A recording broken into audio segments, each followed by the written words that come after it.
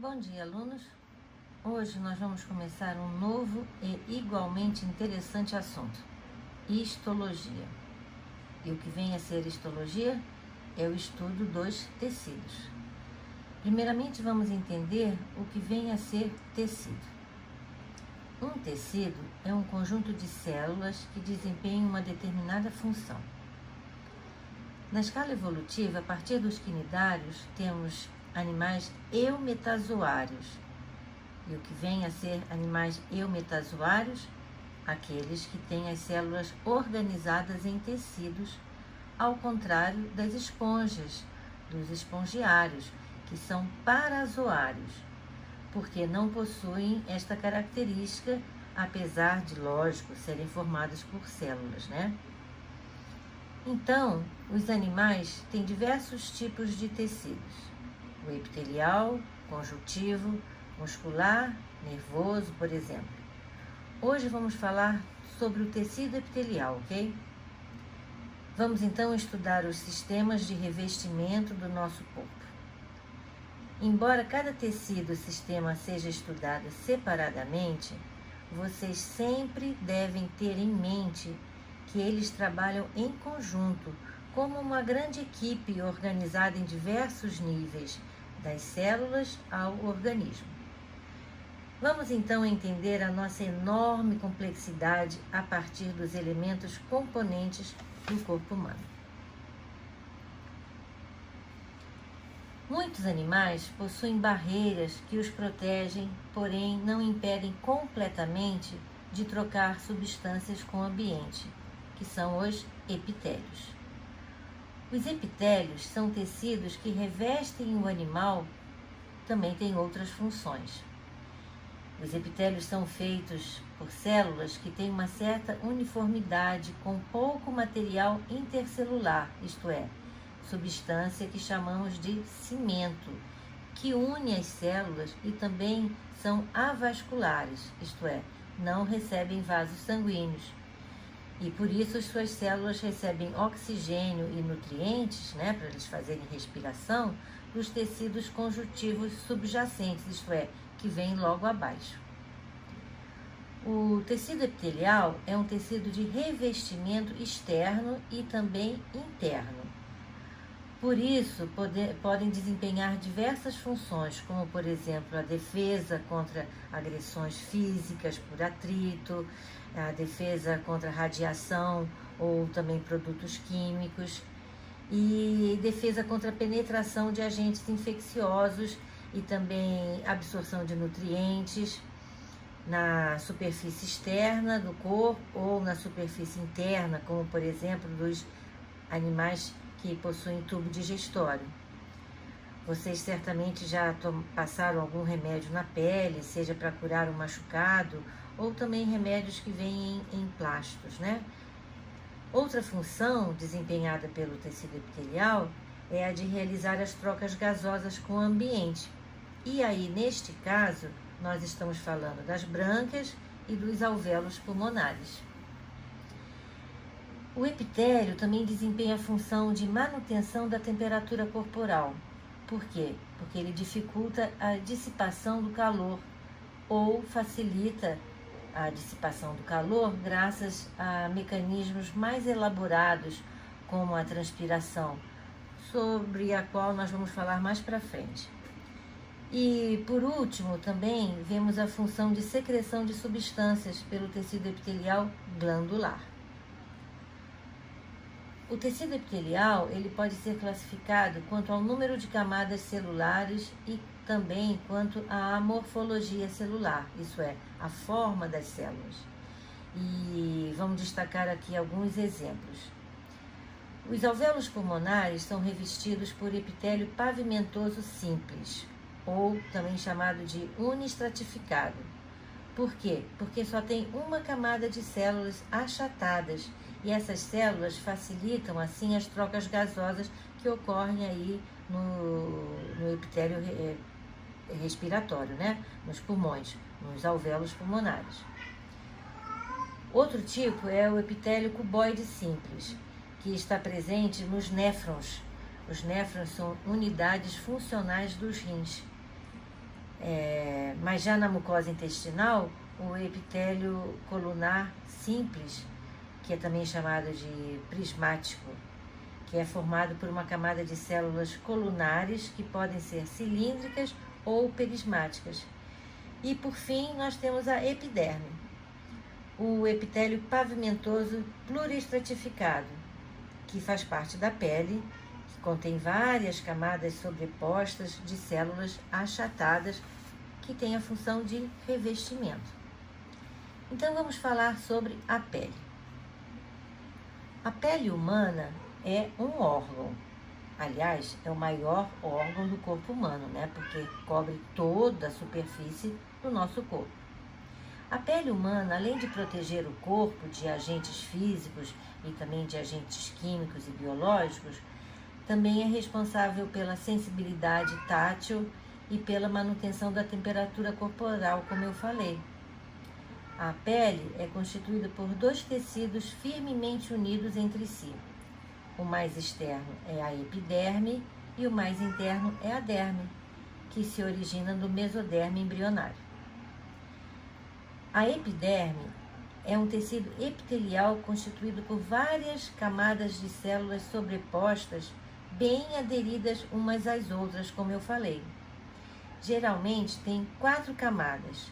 De dentro para fora, então, temos a camada germinativa, aonde acontece constantemente produção de novas células por mitose. Aí as células recém-formadas empurram as camadas celulares sobre elas. Assim, durante a vida, as células da epiderme vão se deslocando da região mais profunda do tecido, onde elas se formam, isso é, na camada germinativa, para a porção mais externa da pele. E durante esse trajeto, as células epidérmicas passam por diversas transformações. Elas achatam-se e se ancoram firmemente às vizinhas.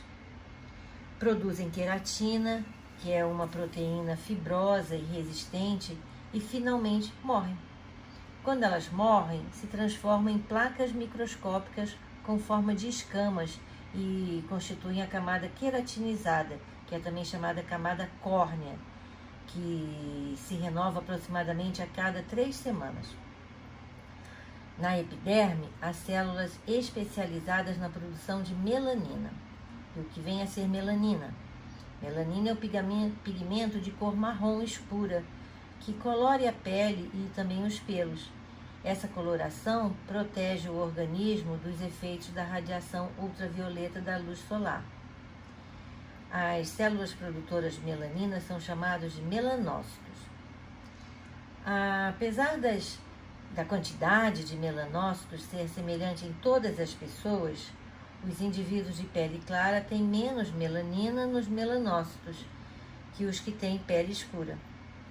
E como certamente você até comprovou, né? O sol estimula a produção de melanina. Nos anos 70, quando eu era jovem como vocês, nós íamos à praia sem nenhuma proteção, muito pelo contrário. Nós usávamos coisas mais absurdas na tentativa de ficarmos com a pele bronzeada. E muitas pessoas até se queimavam seriamente com misturas de produtos químicos, como, por exemplo, Coca-Cola ou produtos naturais como urucum, e até em casos bem mais graves, com misturas usando folha de figo, uma queimadura muito, muito grave. Então, por favor, hoje ninguém mais usa isso.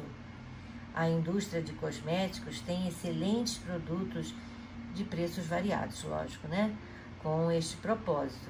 Então, nunca usem receitas caseiras. Nunca. As células epidérmicas têm também entre elas as células chamadas de células de Langerhans, que têm a função de reconhecer e destruir agentes estranhos que entram na pele. E elas também têm a função de alertar o sistema imunológico que vai combater esses invasores. Mas sobre isso a gente vai falar mais tarde, tá? Quando falar no sistema imunológico. A epiderme, como eu falei, é o revestimento dos animais. Nos animais invertebrados é unistratificada, ou seja, apresenta uma única camada de células, entre as quais algumas são capazes de produzir envoltórios rígidos. Já nos vertebrados, a epiderme pode ser espessa e é pluriestratificada, isto é constituída por várias camadas sobrepostas de células, sendo as da superfície geralmente mortas e impregnadas de queratina, como eu falei. A epiderme dos peixes, por exemplo, é fina e sem queratina e cheia de glândulas. Essas glândulas do corpo do peixe secretam um muco que dificulta a passagem da água e a adesão de parasitas externos. Dificulta, mas não impede. Esse muco faz com que os peixes sejam escorregadios ao toque, né? Certamente vocês já pescaram ou já viram alguém pescar e confirmaram essa informação, que é difícil você segurar um peixe nas mãos. Já a epiderme dos anfíbios é delgada e nela já podemos notar alguma impregnação de queratina, bem pouca. Glândulas cutâneas secretam muco e mantêm a epiderme sempre úmida. E por que é importante que o anfíbio tenha a pele sempre úmida? Essa umidade vai permitir as trocas gasosas que os anfíbios fazem com o meio ambiente. Por quê? Porque eles têm respiração cutânea, isso é, respiração pela pele, em maior ou menor grau. Os anfíbios, por exemplo, que obrigatoriamente vivem na água ou bem perto dela, como por exemplo as pererecas, as rãs, têm uma grande dependência da respiração cutânea. Mas outros anfíbios, como por exemplo o sapo, que já tem a pele mais grossa, ele tem uma respiração pulmonar mais eficiente, obrigatoriamente. Por quê? Porque a queratinização da pele dificulta a respiração cutânea. Aí, na escala evolutiva, o próximo degrau é ocupado pelos répteis. Essa transição dos vertebrados para o meio externo foi marcada por diversas adaptações na epiderme, como, por exemplo, o espessamento e a queratinização, né? Uma queratina abundante. A epiderme dos répteis tem uma camada espessa queratinizada, que é chamada camada córnea. Essa camada córnea é formada por células mortas e ela dificulta a perda de água por evaporação, que é uma adaptação muito importante para a ocupação dos ambientes secos, além de ser resistente ao ataque de inimigos, sejam outros animais, agentes físicos, agentes químicos e até agentes infecciosos. Tanto os répteis como as aves quase não possuem glândulas.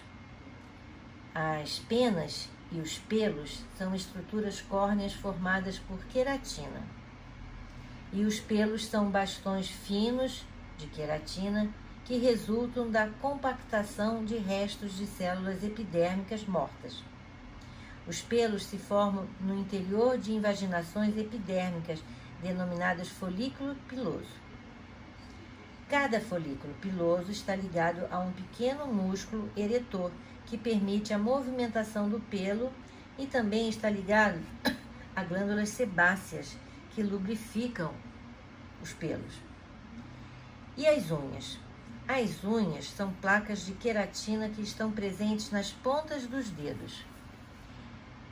As unhas, que crescem pela contínua compactação de células mortas, repletas de queratina, quando, no caso dos pés, auxiliam no equilíbrio e no caminhar, e nas mãos facilita a apreensão e a manipulação de objetos. Agora vamos falar de glândulas, que também são anexos da pele. As glândulas sebáceas são pequenas bolsas feitas por células epiteliais glandulares. Elas ficam localizadas junto ao folículo piloso, nos quais lançam sua secreção oleosa, que se espalha pela superfície da pele e lubrifica. Em apenas 1 centímetro quadrado de pele pode haver mais de uma dezena de glândulas sebáceas que estão associadas aos pelos. Na idade de vocês, algumas pessoas apresentam irritação e muitas vezes até inflamação dessas glândulas e forma-se então a chamada espinha. Pessoas com excesso de glândulas sebáceas, por exemplo, no rosto, ou excesso na produção de sebo, né, que é a substância que a glândula sebácea faz, podem ter muitos problemas. Mas hoje existem tratamentos específicos com remédios específicos para cada tipo de problema.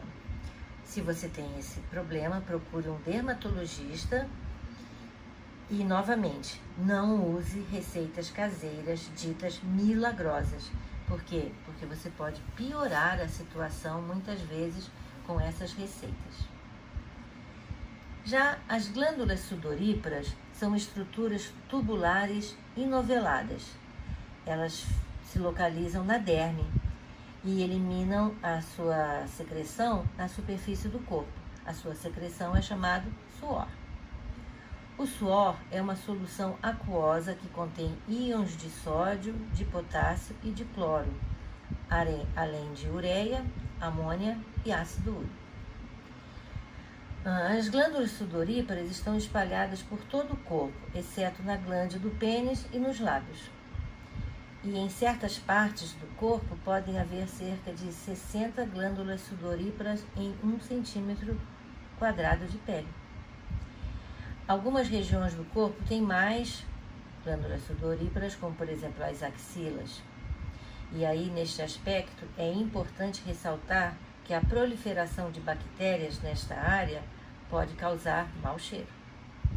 E para evitar isso, também existem produtos específicos na indústria farmacêutica e na indústria de cosméticos, tá?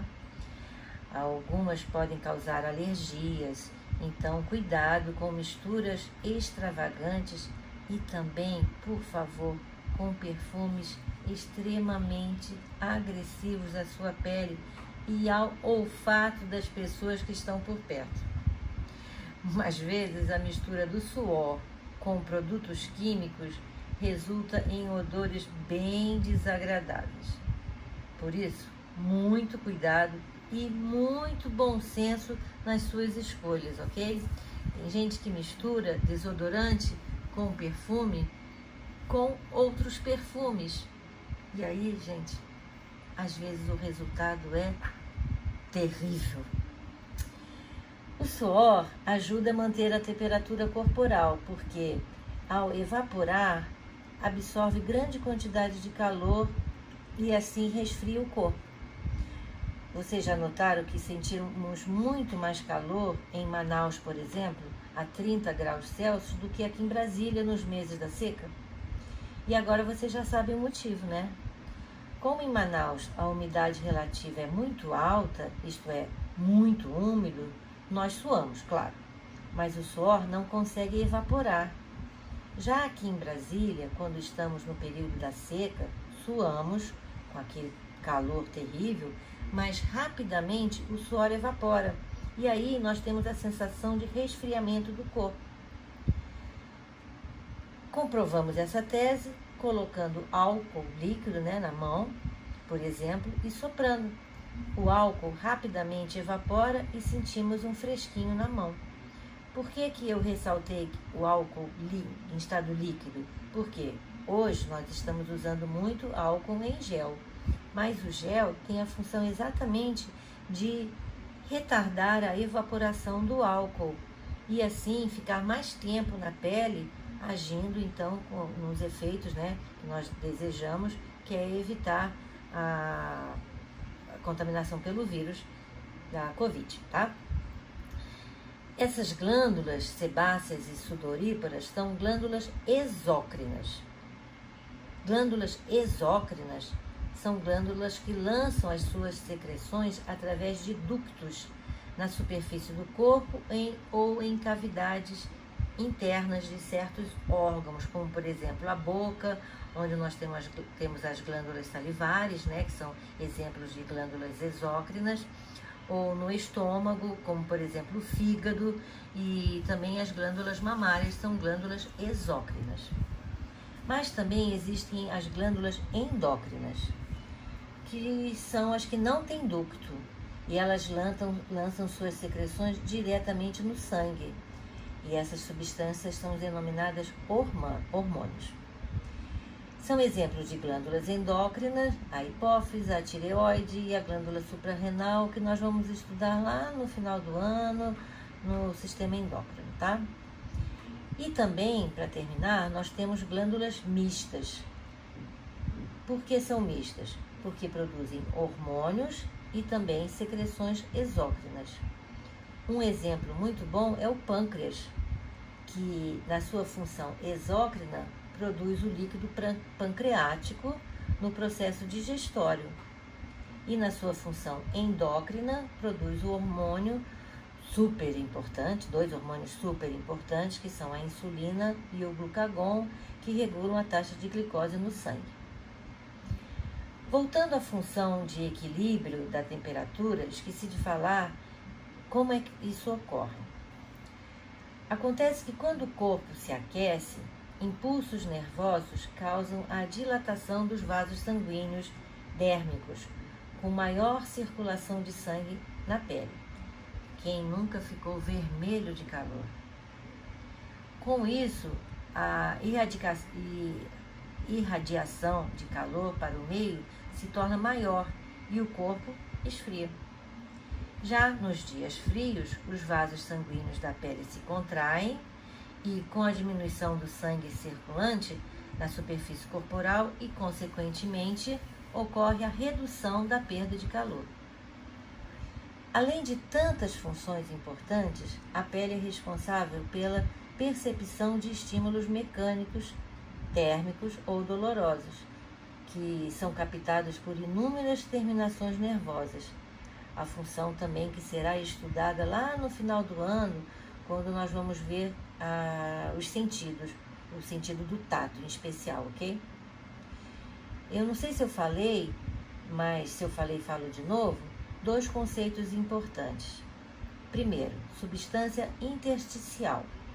O segundo, substância intercelular. Substância intersticial é toda substância encontrada entre as células dos tecidos.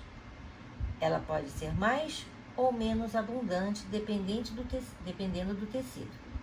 Por exemplo, o tecido epitelial, que tem suas células muito próximas umas das outras, encontramos pouca quantidade. E no tecido conjuntivo, que falaremos a seguir, encontramos em grande quantidade. Tem as funções de transporte e reserva de nutrientes e soluções entre os órgãos, células de vasos sanguíneos para a sinalização celular entre células e para a participação dos antígenos e da citocina nas células, na regulação das células imunológicas. Já as substâncias intercelulares, chamado de a matriz orgânica que preenche o espaço entre as células nos tecidos vivos. Ela é constituída de vários tipos de fibras de proteína e de uma parte de consistência variável, que pode ser líquida, dura ou gelatinosa. Isso vai depender das funções exercidas por cada tipo de tecido. Essas substâncias constituem o arcabouço de sustentação e conferem propriedades particulares ao tecido. Bem, alunos, hoje ficaremos por aqui. Na próxima aula, isto é, na segunda aula de histologia, que será a 12ª de nivelamento, falaremos sobre tecido conjuntivo, tecido adiposo, tecido cartilaginoso, tecido ósseo e tecido muscular, ok? Até a próxima, então.